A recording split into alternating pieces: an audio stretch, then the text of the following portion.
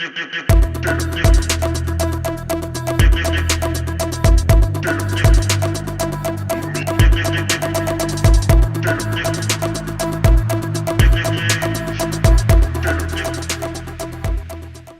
वालेकुम एवरीवन। फवाद, क्या रेट चल रहे हैं मार्केट में सोलर पैनल के? यार रेट्स काफ़ी कम हुए हैं, सुना है इंपोर्टर की तरफ से भी और पीछे चाइना में जो प्रोडक्शन हो रही है उसमें भी। तो अभी करंटली पाकिस्तान में जो इंपोर्ट हो रहा है उसके क्या रेट चल रहे हैं? देखिए, रेट्स 80 से 85 के दरमियान आ गए हैं जेन्युइन सोलर पैनल्स के। अच्छा, जिसका मतलब है कि 545 वॉट, 550 वॉट, 555 वॉट, इसमें जो जेन्युइन सोलर पैनल्स जिनको Trina, Longi, Risen, Canadian tier 1 की brands with documents, brand new, tier 1, ये वेरीफाइबल पैनल जिसके आप वेरिफिकेशन कर सकते हैं सीरियल नंबर्स के अगेंस्ट, 80 से 85, 80 से 85 रुपए के दरमियान पर वॉट का रेट आ चुका है। यार इसमें इस जो गवर्नमेंट ने बोला कि सोलर पैनल सस्ते हुए हैं, उसका हाथ है? जो गवर्नमेंट ने स्कीम निकाली है इसमें उसका कोई हाथ नहीं है। अच्छा। क्योंकि गवर्नमेंट ने जो स्कीम निकाली है वो निकाली है रॉ मटेरियल पे और मैन्युफैक्चरिंग मशीनरी पे। ठीक है। तो ना रॉ मटेरियल सोलर पैनल का पाकिस्तान में कोई आ रहा है बड़ी क्वांटिटी में, और ना ही कोई मशीनरीज मंगवा रहा है। मशीनरी जो मंगवा लेगा तो प्लांट चलाने के लिए तो यहाँ पे हालात नहीं है ना आपके, उसकी अपनी बिजली नहीं है, उसकी बिजली भी नहीं है और वो अभी कोई माहौल भी नहीं है कि मैन्युफैक्चरिंग बिजनेस को कोई बड़ा प्लांट लगा के बैठ जाए। ठीक है। और ऑन दी अदर हैंड को लोकल मैन्युफैक्चरिंग भी कोई खातिर खा नहीं हो रही, को बहुत थोड़ी पॉकेट्स में कोई 3-4 छोटी छोटी सी कंपनियां खोल के बैठी हुई हैं और वो अपने एंड पे कर रही हैं, बट उनकी जो प्रोडक्ट है वो सर्टिफाइड भी अभी नहीं है क्योंकि पाकिस्तान में कोई लैब इस तरह की टेस्टिंग एजेंसी भी मौजूद नहीं है। तो वो एक्सपोर्ट क्वालिटी का प्रोडक्ट नहीं बना रहे, जो 150-200 बना रहे हैं ऑफ कोर्स, और वो जो वोटेज है वो भी छोटी मार्केट को सेक्टर, उनका जो टारगेट मार्केट है वो डिफरेंट है। जो 545 वॉट का पैनल लेने वाला है वो उसकी टारगेट मार्केट ही नहीं है, और जो 610 वॉट का सोलर पैनल लेने वाला है वो भी उसकी टारगेट मार्केट नहीं है। नॉर्मली जो घरों में लोग लगाते हैं या जो अपनी फैक्ट्रीज में लगाते हैं, जो रेजिडेंसेस पे लगाते हैं, कमर्शियल एरियाज में लगाते हैं, ट्यूबवेल पे लगाते हैं, चक्की पे लगाते हैं, वो सब बड़े पैनल्स लगवाते हैं। जो लोग सिर्फ डीसी पंखे लगाते हैं, डीसी लाइट्स लगाते हैं, डायरेक्ट बैटरी के थ्रू कनेक्शन करते हैं, उनको चाहिए होता है छोटा पैनल, 180 वॉट वाला, 200 वॉट वाला, 160 वॉट वाला। तो वो एक अलग मार्केट है और बड़े पैनल्स की एक बिल्कुल अलग मार्केट है। तो अभी जो रुझान है मार्केट का वो यही है कि रेट्स नीचे आए हैं। अल्हम्दुलिल्लाह रेट्स नीचे आने में बहुत सारी वजूहत हैं। एक तो आप बयान करें, क्या वजूहत लग रही हैं आपको? यार मेरा ख्याल है कि तो आप अगर समझ लें तो 40% रेट डिक्लाइन करा है। अगर 140 रुपए से हम 80 के करीब आ गए जेन्युइन पैनल्स में, 40+, तो 40+% नीचे आई है। और ये लोगों का ही कमाल है जिन्होंने इस पूरी बायकॉट की मुहिम को आगे बढ़ाया और अपना पैगाम पहुंचाया कि ये जो एक्स्ट्रा प्रॉफिट्स जेबों में डाल रहे हैं इसको कम किया जाए। इसमें और कोई गवर्नमेंट या किसी के हाथ में नहीं था कि वो नीचे ले आती, ये लोग खुद नीचे लेके आए। बिल्कुल ऐसी है। अब अगर जेन्युइन पैनल इतने में मिल रहा है तो हमारा ख्याल ये है कि ले लेना चाहिए। ये जो 80s के रेट्स हैं ये इतने बुरे नहीं है। जिस हिसाब से बिजली भी महंगी हो रही है और बिजली है भी नहीं, लोड शेडिंग भी बहुत बढ़ गई है, बिल्कुल ऐसी है, और गर्मी भी है। तो ऐसे में 80 रुपीज़ का रेट अगर जेन्युइन मिले, कीपिंग इन माइंड कि आपने लेने का प्रोसेस वही है कि डॉक्यूमेंट देखने हैं पहले, उसको वेरीफाई करना है और उसके बाद लेने, तो ले लेने चाहिए। कल यार एक साहब का फ़ोन आया था कि मैं उनके शहर भूल गया, साहिवाल था या कहीं इंटीरियर पंजाब था, कि भाई मैं दुकानदार के पास गया, उसने बोला मैं डॉक्यूमेंट दिखाऊंगा आपको। मैं कहा ठीक है, मैं आपसे ले लूँगा।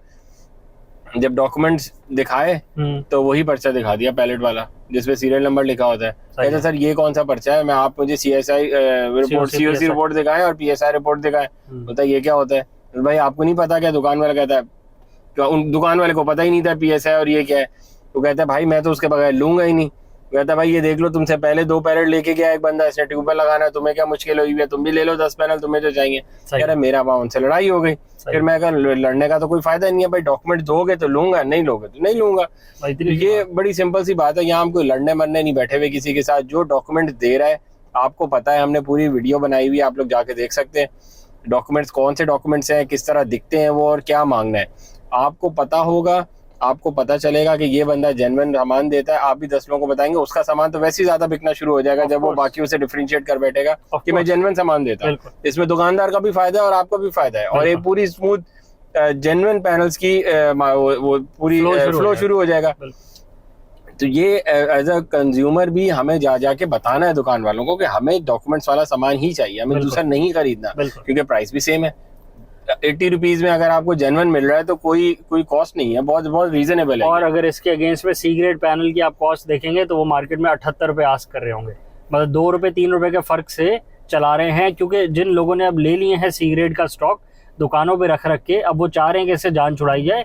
तो 2-3 रुपए 4 रुपए के फर्क से वो चाह रहे हैं कि इससे जान छुड़ाई जाए, ताकि ज़्यादा अगर कम रखेंगे, 80 रुपए का जेन्युइन पैनल है, 60 रुपए का आप वो सी ग्रेड पैनल देंगे तो फिर शक शुरू हो जाएगा। आप बोलेंगे यार ये 20 रुपए कम क्यों है, इतना सस्ता ये क्यों है, तो आप फिर वो नहीं लेंगे। तो लोगों को फंसाने के लिए, लोगों को लालच देने के लिए ये एक मेथड है, ये एक स्कीम है जिसके थ्रू ये सारे कोशिश कर रहे हैं कि जो बेकार सामान हमने मंगवाया हुआ है उससे जान छुड़ाई जाए। और जेन्युइन सामान ढूंढने की पहचान आपने वही है जो आपने तस्करा किया है। इसमें एक और बात करते चलेंगे, जो रेट्स गिरने की वजूहात हैं उसमें एक वजह ये भी है कि जो मार्जिनस है, जो लोगों ने अनजस्टिफाइड मार्जिनस पहले रखे हुए थे कि हम 30-30 रुपये पर वॉट रखेंगे और हम 15-15, 20-20 रुपये रखेंगे। पहले इम्पोर्टर ही 20 रुपये रख के बैठ जाएगा, उसके बाद फिर डिस्ट्रीब्यूटर के पास बात जाएगी, वो रखेगा 2-3 रुपये 5 रुपये, फिर रिटेलर के पास जाएगी, वो रखेगा 5-6 रुपये। तो वो जब आखिर में कंज्यूमर तक बात पहुंच रही थी तो 120 रुपये का पैनल पड़ रहा था। इम्पोर्ट कॉस्ट तो वही थी, बल्कि पिछले जो साल तक बात चलती रही है, मार्च से पहले, रमज़ान से पहले तक, रमज़ान से पहले पिछले जुलाई तक, वो सारी तो इंपोर्ट बैन की सिनेरियो था, उसमें तो नई प्रोडक्ट इंपोर्ट ही नहीं हुई। तो उस पूरे टाइम पीरियड में जो प्रोडक्ट बेची है वो उससे भी पुरानी प्रोडक्ट बेची है जिसकी इंपोर्ट कॉस्ट 60-65 रुपये थी, सब कुछ मिला के। तो वो एक अलग ही सिनेरियो, एक बिल्कुल लालच वाला सिनेरियो चलाया है जिसमें किसी ने कोई आसरा नहीं किया और सब ने पुराने माल पे नए रेट लगा के बेचे हैं, क्योंकि कोई पूछने वाला नहीं था और कस्टमर को अवेयरनेस नहीं थी। अब ये देखें, अभी जो सिनेरियो चेंज हुआ है, अभी को पाकिस्तान में जो स्टॉक इंपोर्ट हुआ है वो को बहुत खातिर खा इंपोर्ट नहीं हो गया, कोई इंपोर्ट तो खुली हुई नहीं है प्रॉपरली, तो इंपोर्ट खुली हुई नहीं है। एक तो इंपोर्ट जो खुली हुई है वो मुश्किल तरीके से खुली हुई है, दूसरा वो जो सी क्लास का माल स्मगल होके आ रहा है उसकी तो ना डॉक्यूमेंटेशन होती है और ना उसकी वारंटी होती है। बट जो जेन्युइन सामान आ रहा है वो भी लीगली, मतलब लीगली तो खुला हुआ है, बट वो ओपनली नहीं खुला हुआ कि आपने मंगवाना है आप मंगवा लें, इसने मंगवाना है वो मंगवा ले, आपने मंगवाना, अभी वैसे नहीं खुला हुआ। LC खोलने में बैंक को मुश्किलात हो रही है क्योंकि डॉलर्स की कमी है।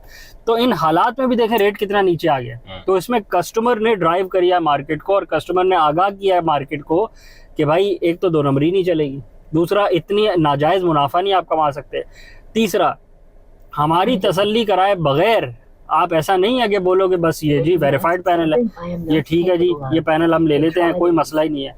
तो ऐसा नहीं हुआ। तो इन सारी वजूहात की वजह से कस्टमर ने अपने राइट को प्रोटेक्ट किया है। अब आप देखें ना, अगर कस्टमर अपने आप को स्ट्रॉन्ग कर ले और अपने जो जायज़ मुतालबात हैं पहले तो उनसे आगाह हो जाए ना कि ये जायज़ चीज़ें हैं जो मेरी पूरी होनी चाहिए, नाजायज़ की बात नहीं हो रही। कस्टमर ये ना जाके कह सकता है, ये तो नहीं कह सकता ना कि जी 60 रुपये का आपने मंगवाया है मुझे 60 में ही दे दो। अगले ने भी तो दुकान चलानी है ना, तो जायज़ मुनाफा उसको रखना अलाउ है, नाजायज़ मुनाफा रखना उसे अलाउ नहीं है।